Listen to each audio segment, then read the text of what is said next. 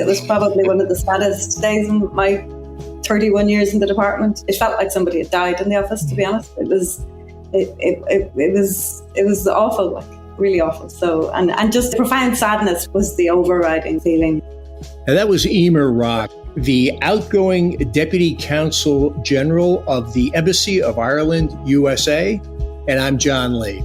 And I'm Martin Nutty. And this is Irish Stew, the podcast for the global Irish nation.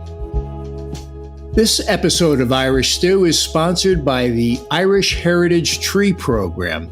Celebrate your Irish roots by planting native trees for family and friends in the beautiful Golden Vale of Ireland. Go to irishheritagetree.com and use the exclusive discount code today. It's IrishStew10 for 10% off. That code again is Irish Stew and the numeral 10. Keep the heritage of Ireland green and growing by going to irishheritagetree.com.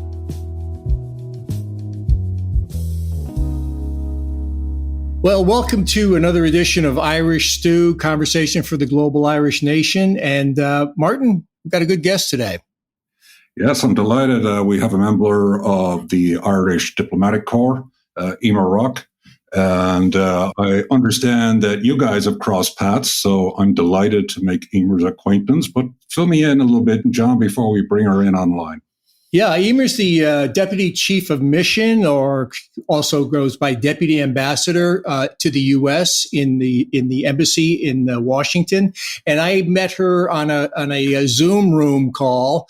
It was kind of a trade mission that we were both on, and Emer representing the assists and the interests of the Irish government in fostering Irish businesses coming over here, and I represented. Well, I guess I knew about this business area, and I was brought on to be a panelist. So we got to know each other a bit there. So, Emer, welcome. Thank you. It's nice to be here, and nice to meet both of you. Still virtually, but almost. We're getting there, slowly but surely. There are people I know only virtually, and I forget that we've never actually met. So we'll have to remedy this. Emer, as Martin alluded to, the people from the Diplomatic Corps, our thing is conversation for the global Irish nation. There's nobody more global than folks in the Irish Diplomatic Corps. Your postings were in Ireland before. Now you're in in Washington. How does Ireland look from here? You know, when you look back to from Washington to Ireland, and with some of the political threads going on, we really don't want to get too far into politics, but you are in government. How does Ireland look now that you're over here looking back?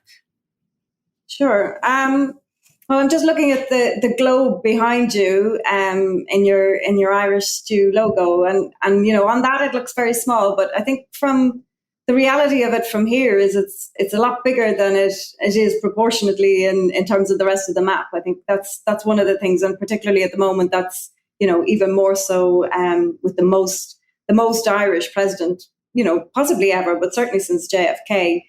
And even before that, Ireland has I hate that horrible cliche of punched above its weight, but it's the truth. I mean, I think it is somewhere where we have a lot of influence because there are a lot of people who care about Ireland, and I think that goes to our history of emigration over the years and over the centuries, really. I said, and it's given us a very special place in the hearts of Americans here, and it makes our job a lot easier than it could be, actually, to be honest. So it certainly looks bigger than it should do, which I think is probably to the envy of all our other embassy colleagues.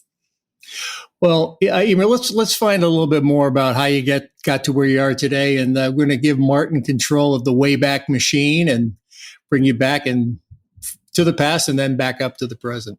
Emer, delighted to have you on the show, and obviously we were just having a brief chat before we kind of hit the record button, and you acknowledged being a fellow Dub to me. Has that always been the case? You grew up in Dublin, or what's the backstory? Where'd you come from?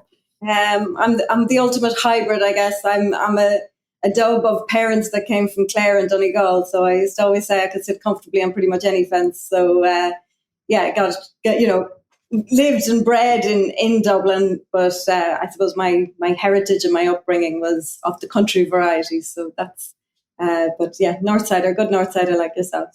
So when Dublin plays Clare or Dublin plays Donegal, what colours do you wear in that situation? I'll still be shouting blue, but there's always a little catch if Donegal are playing. I'm not sure Clare could ever be in the football contingent, but certainly on the hurling basis, Clare would be right up there. But I'm always big shouting blue, but there's a little piece of my heart in both of the other two counties. So you're born, bred, and buttered, so to speak, in Dublin.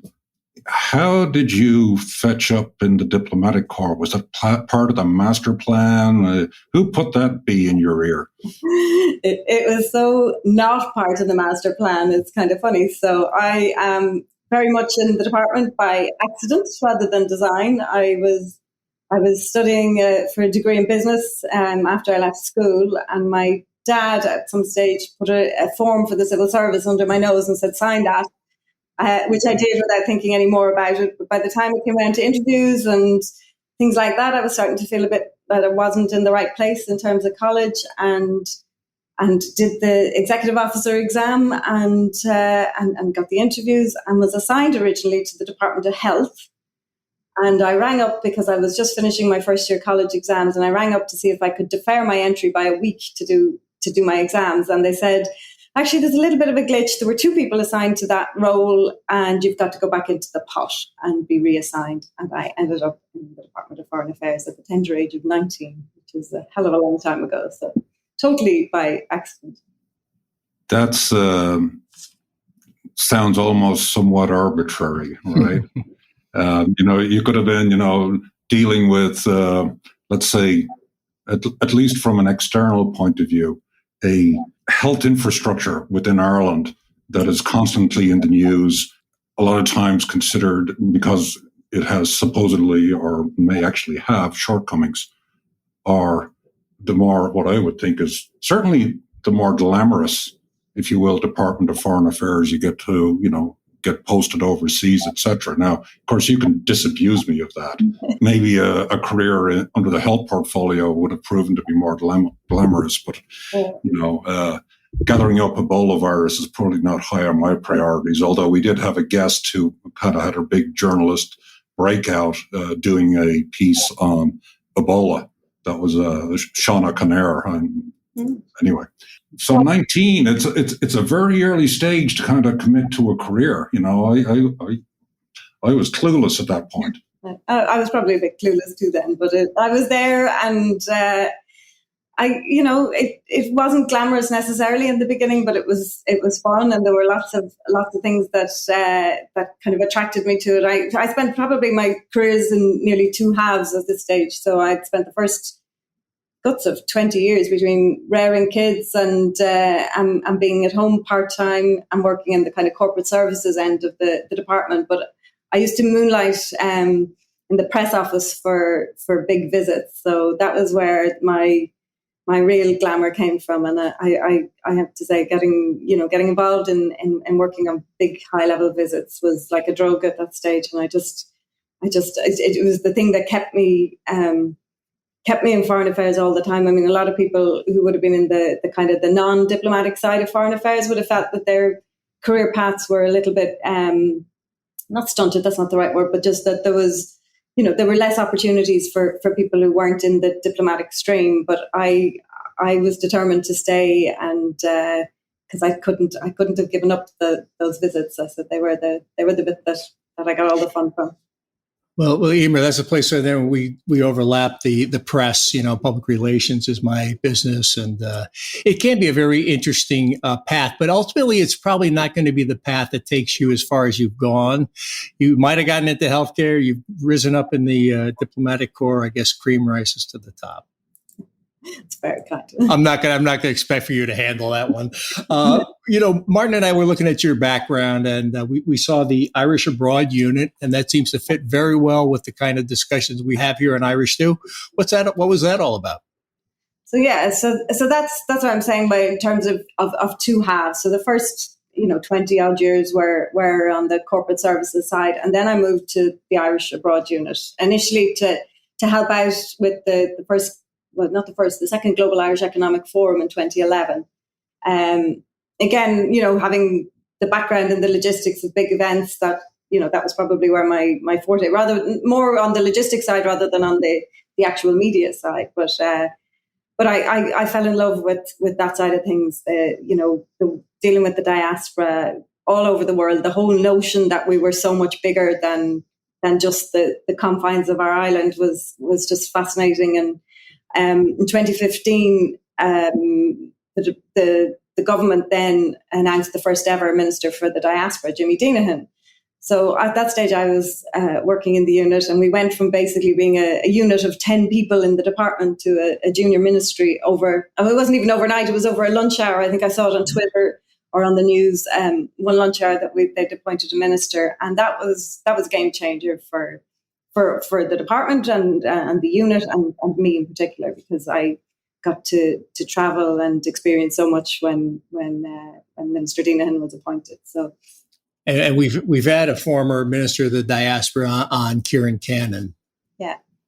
And I think I may even have crossed paths with you actually at that stage, John. So going way, way, way back. So, but that was great. And Minister Deanahan he was a man on a mission. He knew that there was an election looming, that the time that in that job for him was going to be, relatively short, and he had so much he wanted to do. And we, as a small unit, did things that probably shouldn't have been humanly possible in the length of time that was available. But it was just exhilarating. We just did everything you possibly could in terms of starting things with diaspora. Now, the Emigrant Support Programme had been there since 2004, and the unit had been there, and there'd been a lot of work done up to then, but this gave it a profile that changed it completely. So, yeah, he spoke before the Irish Business Organization. We had a small gathering of the kind of the board, the executive board. Yeah. So, what triggered this sea change? So, 2015, all of a sudden, we have a minister for the diaspora. What was the triggering event? What was, the reason for this jump in profile? Not sure. I think people realise that, there are two sides to the diaspora engagement. One was the bit that we've been doing for quite a while through the Emigrant Support Programme, the welfare, the support for the less well off, the more vulnerable, the elderly communities that had gone away, gone overseas years and years ago, and just trying to keep people connected. And then there was the other side, which was kind of the Global Economic Forum, where you were bringing the more successful people of the diaspora, and they came together to help the country when it was on its knees in the recession, and trying to bring all of that together and realizing both the benefits and the responsibilities that the country had to its emigrants and its diaspora, and trying to bring all of that together. And the first diaspora policy was launched around then as well. So I think there was a natural progression as we developed our thinking about how we should engage with the diaspora, both as a resource and a responsibility, and as a point of connection. Maybe in a way where, the Irish stew here might have been somehow influenced, as that sort of identity, the awareness emerged, and that's kind of, in a sense, the energy we tapped into, Martin. I think that as well, then the change in the demographics at home in Ireland, and how more and more people were coming as immigrants into Ireland, and how do you keep them connected? How do you keep, so this affinity diaspora, kids that were born then in Ireland of people who had moved to Ireland. I know there was projects of Polish kids in Poland that were born and are Irish passport holders, but are now living back in Poland. And how do you keep those people connected to their Irish piece of their heritage? So it was, there were lots of different strands to it, but it's a really, really positive, area to work in, and an area to be part of. And it was something that had a bit of resources behind it, which meant that you could actually do things. And that, I can't remember the full figures for the amounts that have been given out in grants to date, but they're, it's enormous at this stage. So it's an important way to stay connected with the diaspora. So one of the things that we said originally when we set up the Irish Stew, I made a rather violent comment where I kind of said I wanted to shoot the plastic patty in the head. Now, it sounds kind of brutal. But I do, I'm going to venture in the sewer of social media. And occasionally I will see people, there's all sorts of varieties of bulletin boards or groups on Facebook and Twitter, etc. Some American will declare that they're Irish. Somebody will go back on top and say, you're not Irish at all. You're not really Irish. And there's certainly, if I showed up in Ireland using my lovely American accent, I would probably, in certain quarters might be treated exactly the same way.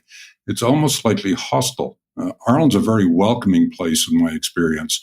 But when it comes to issues of Irish identity, I think we're a little conflicted about how exactly to handle people, let's say, that have an Irish with a dash in their Irishness. In other words, an Irish American or Anglo-Irish or all the different flavors. How best to handle that going forward? I know what you're saying, but I think in terms of an Irish government approach, I think we've a very generous interpretation and a very open and welcoming interpretation of what it means to be Irish or to feel Irish. And, I think things like our Global Irish Twitter account and that, it's about affinity, it's about a feeling. It's, yes, there are different versions of Irish, particularly here in America where, you've got a lot of people whose Irishness comes from generations, sometimes four or five generations back, where it's about stories that have been retold through grandparents, great-grandparents. And, we have to respect that that's as important and as relevant in terms of their identity as it is to have grown up in North Dublin like I did. So, what I mean? It's about trying to get that balance between respecting those traditional Irish American views, say, for example, and then trying to educate people or make people understand what modern Ireland is, which is such a different, more diverse, multicultural, tolerant, open society compared to the Ireland that their ancestors would have left. And I think our job in the embassy is trying to manage all of those relationships and to respect all of those relationships and to try and bring all of the strands of that together so that we're representing everybody that feels Irish and wants to be part of this global Irish family, because that's ultimately what our constitution is about. It's about that beyond the boundary of the island. So. Emer, you're singing our song here on Irish Stew. But you're talking about managing relationships. Let's take you to the next phase in your career, which sounds like it got an awful lot more interesting than you had anticipated. 2016 to 2019, Director of British-Irish Relations. Did anything happen of significance in that time? No, quiet, Sleepy Hollow, nothing going on, tumbleweed. It was, that was fun. I joined the British-Irish team initially in the run-up to the Brexit referendum, and I was, I thought this was it. We'd have a couple of weeks of, dealing with the referendum, and then things would go back to normal. Yeah, that didn't work. And I think, quite frankly, I've probably been dealing with Brexit and the fallout ever since. And particularly here in this role, it's nearly as much as part of this role as it was of the last. But in terms of the British-Irish job, in lots of ways, my role was about maintaining all those relationships and the close affinity that we have with our nearest neighbours, and making sure that we had a relationship at the end of it all. So all of the good cooperation that went on before and still goes on, to be fair. Protecting that, developing that, whether it's educational, cultural, people to people links, just trying to weave as many of those relationships and build and expand them while the mood music was changing in terms of what was happening as a result of Brexit. And I think, it's been a tricky time. The personal relationships are all are all still there. Yes, the politics is different, but I'm fully confident that we'll get back to a point where we work together in a much more normal way than the media. The media can be very hard on this because it doesn't, because a lot of the noise doesn't allow things to be carry on as normal. So. I can't imagine a more complex relationship to Ireland and the UK. Ireland's most important trading partner. It's the first port of call for the diaspora, and of course, the Northern Ireland question, just north of Dublin. What was it like in the office, in your office, the day the vote came down? What were people saying and doing? It wasn't nice. It was probably one of the saddest. It was probably one of the saddest days in my 31 years in the department. Is that it's I think that was it. It was the feeling. It felt like somebody had died in the office. To be honest, it was awful, like really awful. So and just they say the profound sadness was the overriding feeling. And I think for all of us, my brother and his sister in living near Bristol, my nieces and nephews are there. This is for Irish people. The UK is, as you say, next door. It's like you go to the UK as quick as you go to Cork from Dublin. So it was awfully sad. So and I think that was the general feeling around the place. Is there heightened concerns for Irish expats now that now that England is withdrawn from the European community? I've read stuff about, let's say, British folks that have an apartment in Spain or an apartment in Italy now that has presented them with a lot of challenges. But if we switch our hats and look at it from an Irish perspective, for Irish people living in England, I don't think it's really going to upset their bandwagon too much, right? No, I mean, I think one of the most important things over the last few years was maintaining the common travel area between Ireland and the UK. So, that has meant that we are treated differently. We have a whole range of, and have been all along, even before the referendum, that the common travel allowed certain rights in each other's countries that other European countries wouldn't have had. So we've been able to protect and preserve that over the last few years. But that was, that didn't just happen. There was a lot of effort and time and work that went into making sure on both sides, on the UK side as well, to make sure that was protected, and that, so Irish people, for example, don't have to apply for settled status the way other European countries do, and various practical things like that. But, I know it's, it's still an emotional wrench because they're no longer living in the European Union. So for, even though Irish passport holders are there, and we've had a surge in the numbers of people who have applied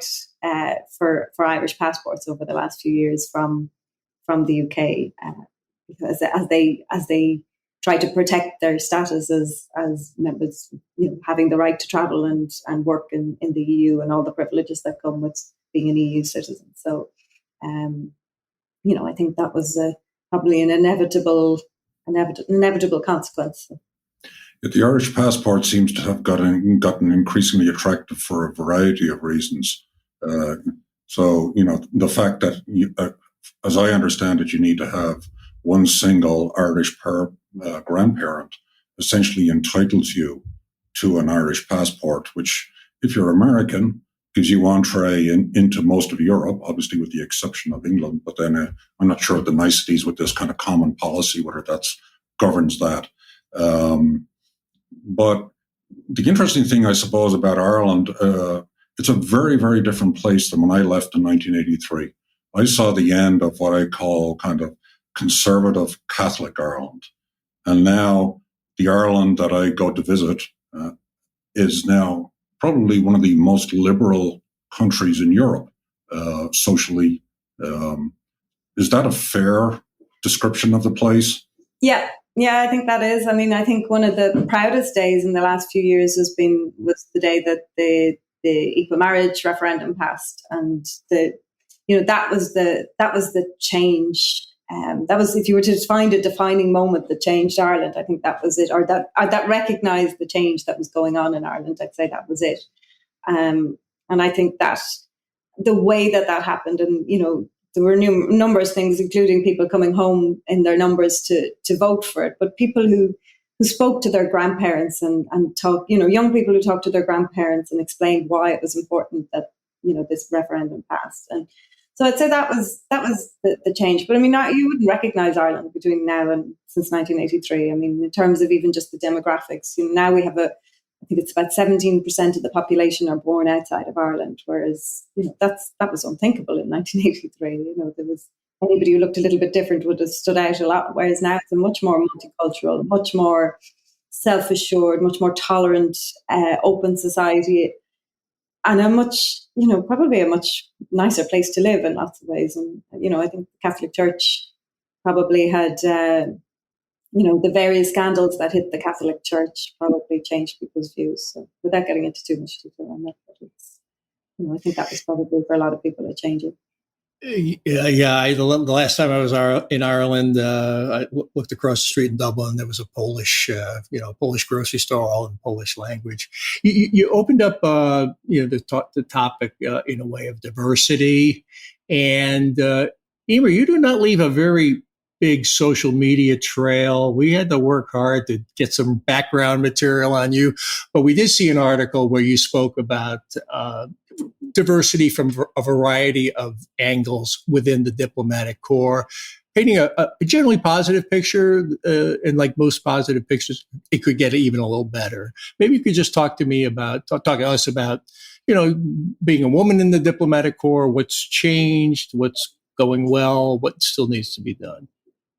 Sure. I think I think the starting point of that is there's definitely more that needs to be done. And even since that article, I think that you're talking about was published. But there's definitely a commitment, certainly within our department, across the civil service in general in Ireland, to trying to make sure that there is greater representation of women, particularly at senior levels. And I think that's where it is. I mean, it's certainly at intake level and at kind of middle management, and the next level up, there's probably fairly equal numbers. But it's as you get into the higher echelons of the civil services where there's fewer women represented. And I think, I don't know, we could probably talk for hours on the reasons why this is, but it's something that needs to be minded and addressed. And I think people, women that do kind of break through some of this and do have positions of leadership or are there, and they have a responsibility to be a role model to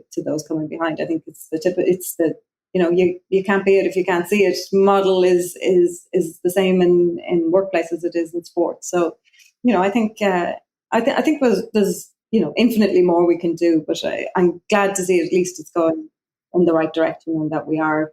For role models, you mentioned Ann Anderson. Yeah. And Martin and I were looking her up. What a career. Yeah. She had to, I mean, I've heard her speak several times about this, but when she was the only woman to ever serve as ambassador to the U.S. So her picture is on the embassy wall along with a string of men. And I think that tells its story in itself. All great men, mind you, but it's remarkable that there was only one woman in that job. And she had, when she went on her first posting, and she had a trailing spouse, was a trailing husband, and that was even that in terms of how to pay her, how to her everything about her move was new and controversial and all of those things, so that it was the fact that she had to break literally every mold at every stage. She just literally blazed a trail through it all. So, but no better woman. She's great. And she was also the ambassador to the United Nations. And Ireland has a new role to play at the United Nations. Why don't you tell us a little bit about that? And another phenomenal woman at the helm there. So Geraldine Byrne-Nason is our ambassador there, and we're nearly 6 months into our Security Council tenure. So we started from January after a very tough, hard-fought campaign to win a seat on the Security Council. So we're there just as hoping to make a difference, and genuinely wanting to see if our small voice can be amplified and hold people to account, and to say say the things that are difficult and to work for consensus across the range of issues that we're responsible for, and to basically bring as much as we possibly can during our 2-year tenure. So I think it's probably nearly 20 years since we were last on the Security Council. But it's a great opportunity. Very proud of the team that got us there, and I'm very proud of the team that are there and working.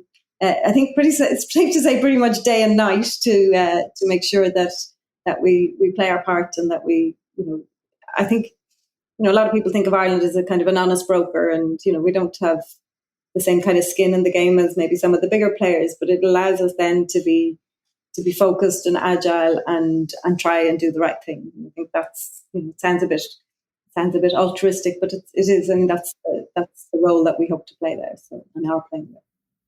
Yeah, and chatting with various people in the Department of Foreign Affairs, it's certainly been impressed on me the pride, and I think justifiable pride, that the diplomatic corps takes in their use of soft power. We had Ted Smith, who was a former DFA member, on the podcast at an earlier point, and we kind of discussed how minuscule Ireland essentially encouraged some of the most powerful men in America to bring Margaret Thatcher to the table to discuss what became the Anglo-Irish Treaty. So obviously you are now sitting in one of those seats in the most powerful country in the world. So I would assume that's considered to be, a plum posting, if you will, within DFA. So tell me about how that came about and how you're enjoying the experience, or not enjoying it. It's a possibility too, right? Definitely enjoying it. Yeah, I mean, I feel absolutely and utterly privileged to be where I am right now. It's again, more cliches, but it really is an honor, and it is as a result of the that soft power that you talk about, and that influence, going back to the Irish American influence. And 40 years ago this year, the Friends of Ireland caucus was formed on Capitol Hill, and that caucus is as active today as it ever could have been in terms of Brexit and making sure that Ireland has America on one shoulder, with the EU on one shoulder and America on the other, and it gives us, it's a very reassuring support network to have when you're in tricky spots. So it's it's a huge privilege, and I kind of pinch yourself sometimes when you go downtown and you all of a sudden you look up and there's Capitol Hill, and it's it's the thing of half the movies I've ever watched, and that you go in and you're taking groups on a tour of the White House, and just trying to explain to them, oh, this is such and such a room. I never thought that this is where I'd end up, but it's an absolute honor to do it. And we're very blessed with the access that we have on the Hill, and with the people that care about Ireland. And I think this goes back to the initial point: is how big does Ireland look? And when you're talking to people who are in the height of power here in the U.S., the people like Chairman of the Ways and Means Committee, Richie Neal, like one of the most powerful men in the whole country or in the whole world. And he cares as much about Ireland as any of us could. He's and many more like him. And I think that's hugely reassuring, hugely important. But it's a huge responsibility to make sure that we protect what they love as much as we love. So there's a question I think I raised with Ted when we had him on about the challenges of maintaining this kind of close relationship with Irish Americans. Traditionally, Irish Americans were in the Democratic Party. Now they're in both the Democratic Party and the Republican Party. But even more significant, I would say, is to some degree the removal from Ireland is getting, with each passing generation.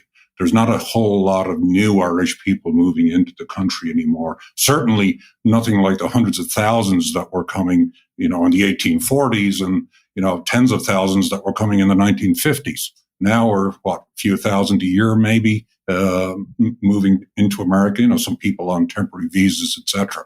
So if that's going to continue to be the way forward, where there is limited Irish immigration to America, how do we continue to maintain the strength of that relationship as the ties, let's say, fade with each passing generation? Yeah, I mean, that's obviously a concern, and the fact that there aren't pathways now, and that's something that we work hard trying to change in America, lobbying on the Hill and things like that. That's definitely very much part of our role. But I mean, as you know, immigration reform here is a subject that lots of people have lots of opinions on, and that it's a difficult area to make progress on. But it doesn't prevent us from doing it. We will continue to be active in that. But in terms of how do you maintain, I've been very surprised since I got here about how strong those relationships are and how strong those ties are, despite the fact that many of them go back several generations. I think the things that you're doing here, this very podcast is again a prime example of connecting people and keeping people attached and keeping those ties strong.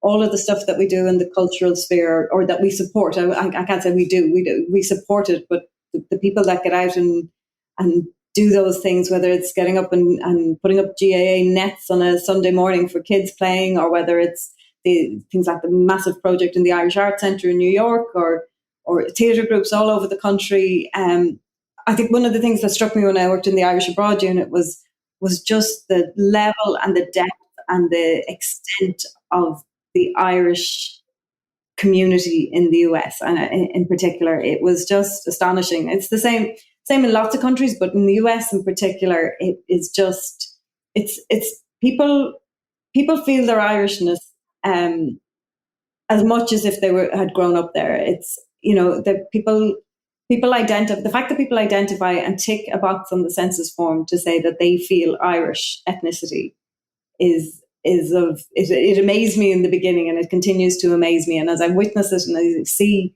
what that means to people in practice and how committed they are to things like Irish dancing, Irish singing, GAA, all sorts of cultural movements. And then you see a whole new generation now watching Derry Girls and things like that. And that then is very comforting to know that it's still possible to connect with people despite the fact that they may be a couple of generations removed, and that that appetite for wanting to be part of it. You see it in the embassy. You send out an invitation with the harp on it, and people just respond to that so well, and that convening power that the embassy or the consulates around the country, and we've all over the country at this stage. Not, obviously we'd love to have a few more, but there are several of them that have that same convening power to bring people together. And as long as people want to come together, we'll continue to do that. So. I love that expression, convening power. I got to think about that one. I had not heard that before. I think that could be a theme here. Emer, I lived in Washington, D.C. for 4 years. And at that point in my life, my Irish expression was mostly regular trips to the Dubliner. But since then I've opened up. But let me ask you a little bit about Washington, D.C. As that outpost of America. To what extent have you gone native here in the U.S.? Have you picked up? Do you go to Nationals baseball games? Do you go out to the Eastern Shore for boiled crabs? Any of the parts of D.C. in America that really enjoyed? Well, I suppose I've been here since September 2019, so not terribly long, most of which we've been kind of locked up. True. So I confess, I have a bucket list that's quite long, and that includes things like games and baseball games and the Eastern Shore. I've done snippets of them, but not as much as I'd like to. In fact, even the simple things that you would expect in Washington, which is the plethora of museums and wonderful places to visit. I thought when I arrived here, the first 6 months I was here were insanity. It was morning, noon, and night, just on the go. And I thought, well, sure, I'll have loads of visitors. I'll be out at the weekends. Every weekend I'll be in a museum, and I'll be so sick of them.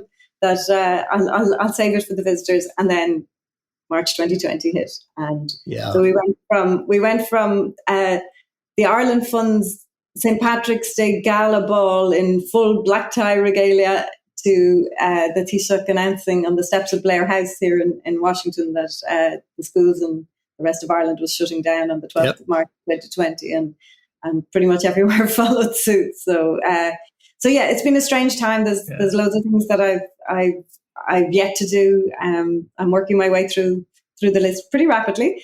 And it's great now that things have opened up so much here. I think from Friday, the restrictions on numbers are all lifted, and pretty much people can, business as usual from this weekend, I think. So it's great to be here now to experience and to enjoy what Washington has to offer. It has so much. I did get to see the new baby panda in the zoo, so that was on my list. So that one I'm very happy to have checked that one.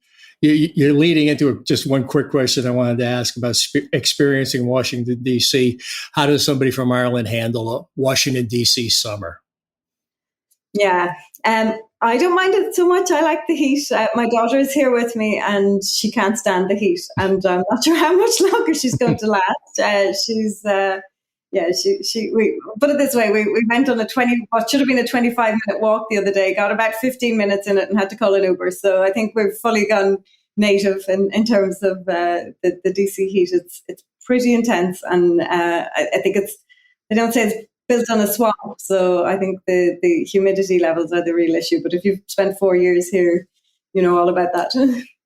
How has life in swampland changed now with the, as you alluded to up at the very start of the podcast, a president that's probably the most Irish president since JFK? What changes does that cause within the embassy, within your activities in the embassy? Probably not as much as you might think. Despite what people might have thought, we had very good relationships, in the previous administration, and work well with both Democrats and Republicans. And, our job is the same regardless of who's in the White House. I think what changes is maybe the tone or the atmosphere around it maybe changes a bit. But we've been very fortunate, and I suppose the harder we work, the more fortunate we get in terms of the relationships we've had and the people that we've had to connect, we've been able to connect with. And I think you hit the nail on the head the other day when you mentioned, or earlier on when you said that there are Irish Americans in both the Democratic and the Republican Party, and they're equally passionate about Ireland. And that's the one issue where there's real bipartisanship is around Ireland and around Northern Ireland and around Brexit. And so, the work that we do hasn't really changed as a result of that. Yes, that things around town have changed a bit, but our job is to make sure that we have good contacts and good connections with whoever's in power, and we're representing Ireland regardless. So it doesn't matter so much.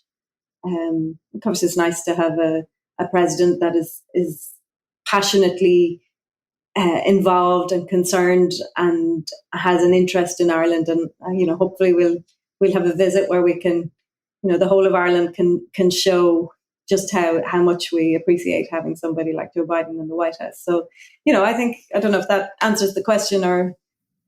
Yeah, I think so, because here's the thing.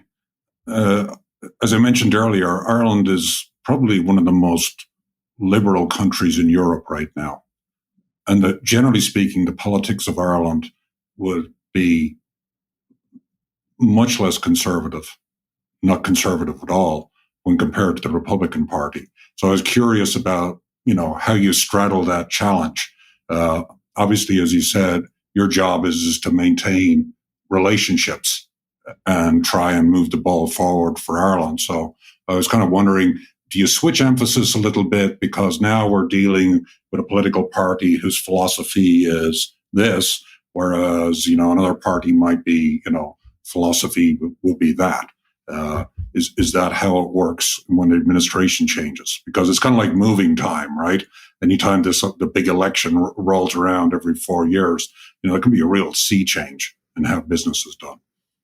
Yeah, I mean, I suppose the things that are important to us don't change, regardless of whether it's representing, business interests, Irish business interests, whether it's, trying to find legal pathways for more Irish people, developing cultural links and people-to-people links. Some of those things, it doesn't change just because the administration changes. Maybe perhaps a little bit the way we do things, but again, it goes back to the convening power of the embassy. That's how we do it. I mean, our job is about bringing people together, and then at the end, people are just people. You'll find connections with people.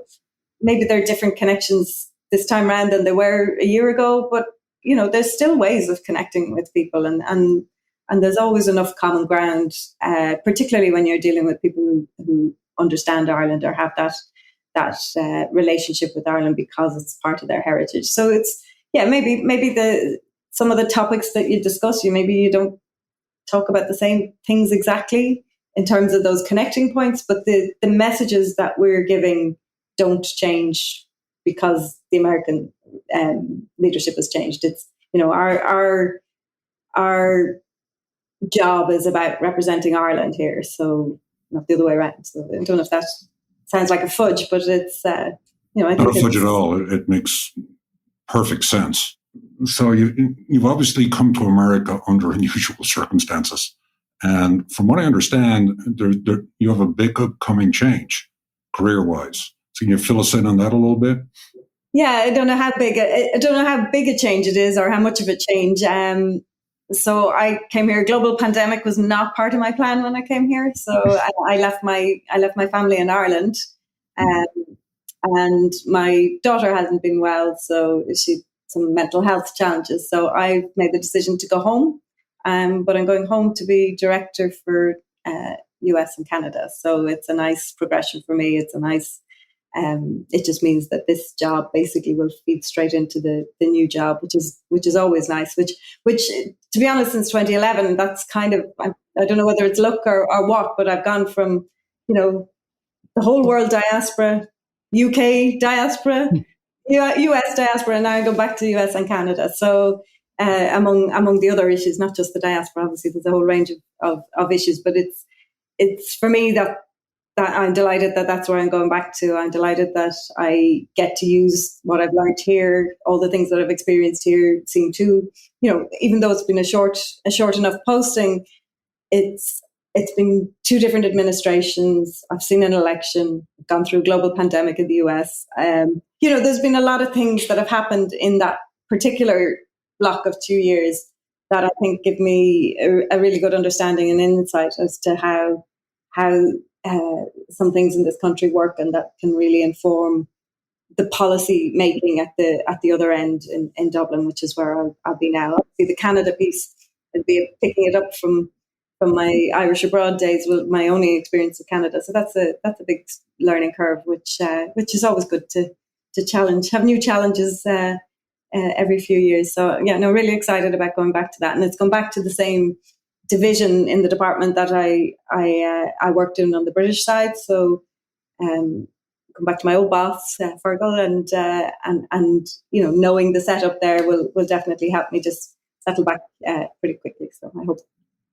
So after a couple of years in the States, and now you're going back to Ireland, and you're going to basically leverage a lot of what you've learned in the interim. What are the big takeaways you have coming back, the stuff that you realized after living here for a couple of years that you didn't know, or maybe didn't emphasize the same way as an Irish person looking into America? Now you're an Irish person looking out of America, right? Or maybe I need to do a bit more of the stepping away to think that one through fully. But I suppose things like how Congress works, understanding the differences. I mean, I suppose probably when I came out here, you have a sort of a sense of it, but it doesn't. It's different when you see it up close, and how different bills work, how they get passed, how they don't get passed, why they don't get passed. So that side of things is very useful. The whole lobbying environment here is fascinating, and just understanding the significance of that, the importance of that. What other? Speaking as an American citizen, fascinating is probably not the word I would attach to the lobbying process. And I won't ask you to comment on that. Okay. No, I'll comment on it though, Martin, because I realize that, lobbying cuts both ways, because there are people lobbying for what I want.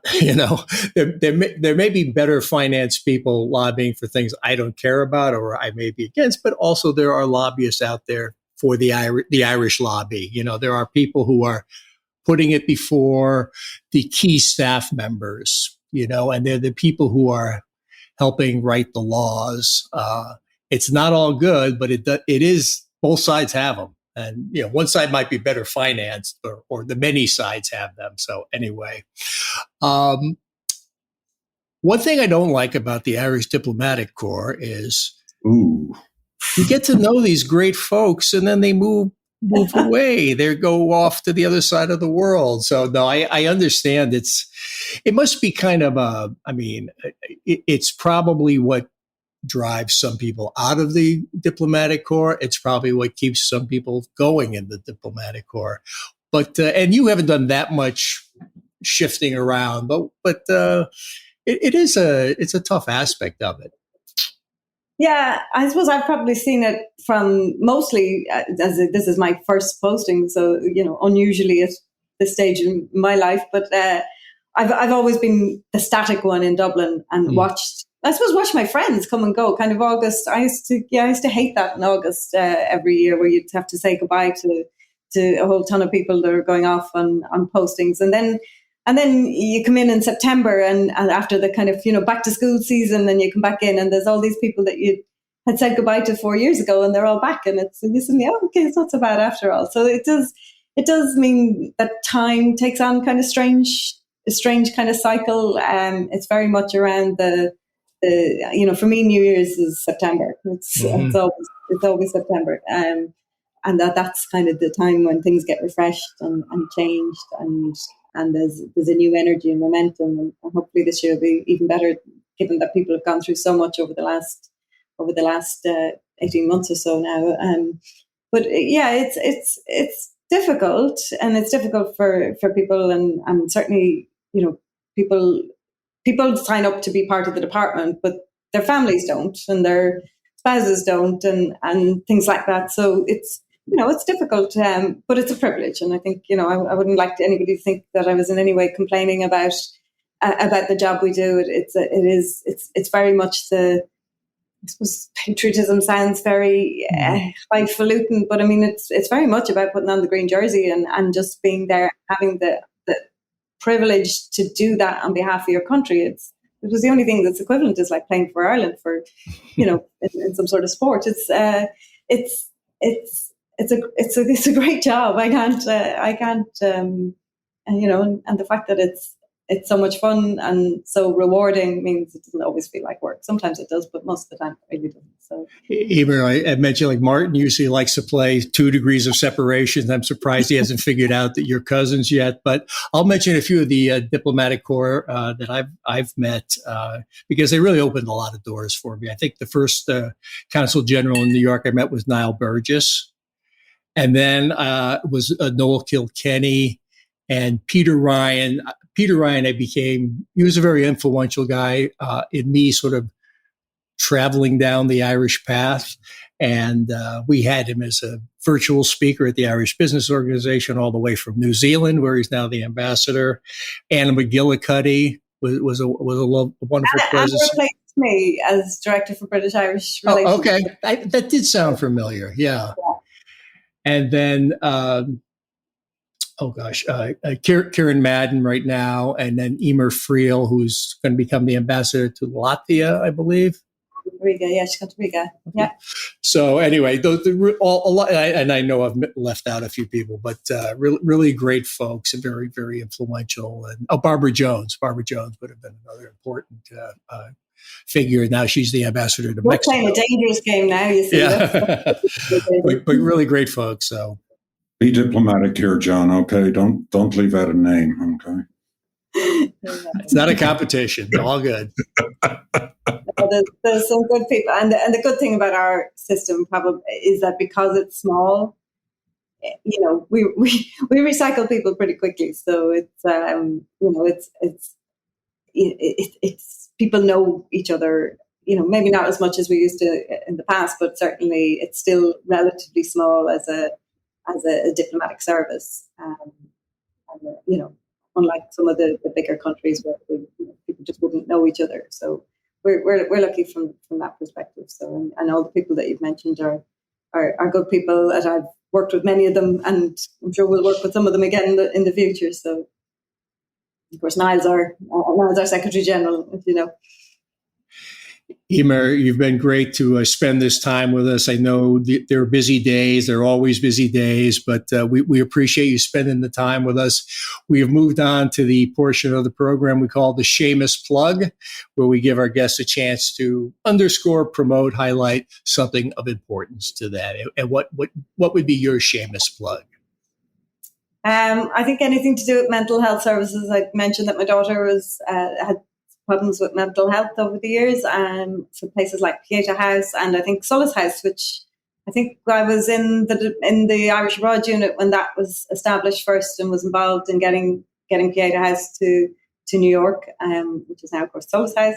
So anything with mental health services are things that I'm passionate about and interested in, and always think the stigma around mental health is something that we all need to work hard to get rid of, and to normalize conversation around mental health issues, and recognize that this is not it's not a weakness, it's an illness, and that people have any more than any other illnesses, that people deserve the respect. And I think now that as we come out of this awful pandemic, I think people need to be kinder. As I say, if you can be anything in the world, be kind. So. Yeah, I'm glad you highlighted that, Emer. It's just another example for me as to how different Ireland has become and Irish people have become. Certainly back in the 1980s, any mention of any kind of mental illness at all would be whispered at and quickly swept under the rug. I think being front-footed and treating these conditions like any other illness is so incredibly important. And it kind of gives people the confidence simply to be able to reach out and ask for help, which is, part of the way forward. So I do hope, that your daughter is making a good recovery. And we certainly wish you and your daughter and the rest of the, Department of Foreign Affairs community well as they come to the big shuffle again. But we really enjoyed having you on here. And look forward to hopefully having more conversations. And if there are any colleagues you want to steer towards us and tell them that we're a worthwhile stopping point to have a chat about things diaspora, things global Irish community, that's certainly something that we'll be delighted to entertain. Sure, great, thanks. And yes, thanks for that about Tara. She's here with me. She's here with me in DC and doing really well and enjoying the last few months here. So thanks again, and thanks for having me on. It's been a pleasure. I can't believe it. Time flew very quickly. So really, really pleased to be on. And I'll send some colleagues your direction. So. And Martin, I found out today we have convening power. We attracted Emer Rocke to the show.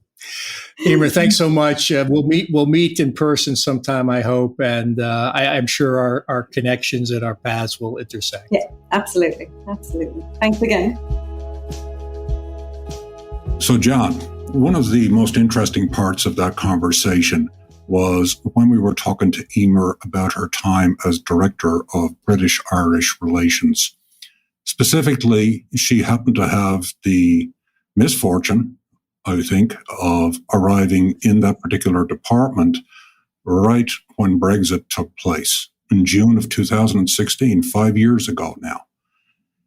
And she just very poignantly said it felt like somebody had died because everything got upended. Ireland's major neighbour next door to them, their major trading partner, was now deciding to withdraw from Europe. And Europe is something Ireland has been heavily committed to. And so I can envisage the look of shock on people's faces once they realized what had happened and how much work laid ahead to try and cobble that relationship back together.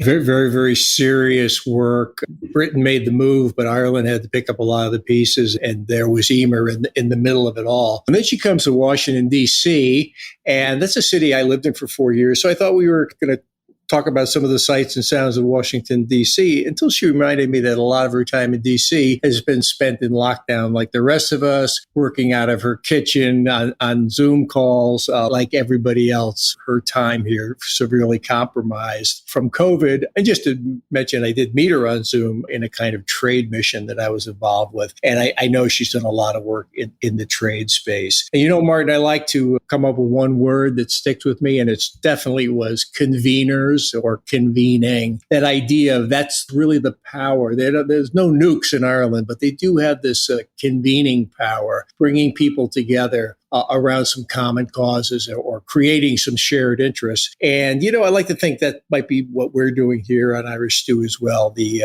convening power. Yeah, and if you're speaking about one word, the word that comes to mind in my case is adaptation, because people in the Department of Foreign Affairs are constantly having to adapt. In other words, they get to serve a tour of duty. One year it might be Portugal, next year it might be the United States. And that was the case, if you remember, with Ted Smith. And so having that degree of adaptive flexibility is really what that department is characterized.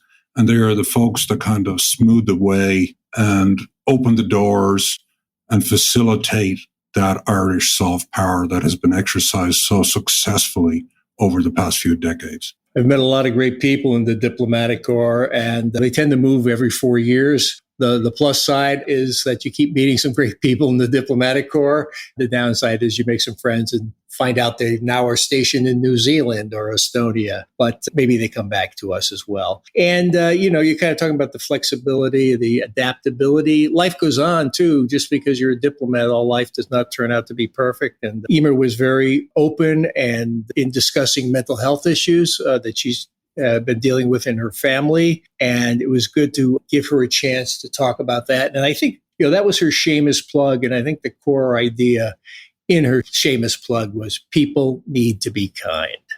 And on that note, we're going to wrap up this season, Martin. Yeah, it's been a lot of fun, a lot of great guests, and we're going to take a hiatus, a fancy word, which is nothing more than a break. We will be returning to drop another episode on September 12th. And so we look forward to continuing to have the conversation with fascinating Irish folks who will tell us why they do what they do and how their Irish edge impacts their overall success. And Martin, we're not just dropping another episode, we're dropping another season. You're absolutely right.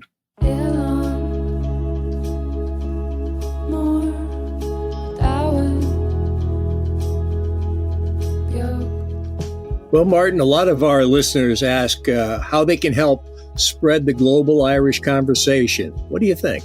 Best thing people can do to help out the podcast is to simply share the episode. If you like what you've heard so far in this episode or other episodes, share it on social media, whether that's Facebook or whether that's Twitter or whether that's Instagram, or share it via email or word of mouth. All of those things are going to help us out. And don't be shy about dropping us a note. You can do so on our website. Irish Stew is produced by John Lee, Martin Nutty, and Bill Schultz. Editing, mixing, and mastering by Bill Schultz. Music on Irish Stew was composed and performed by Rosa Nutty, with Donald Bowens on drums, Cathal O'Riordan on bass and synthesizer.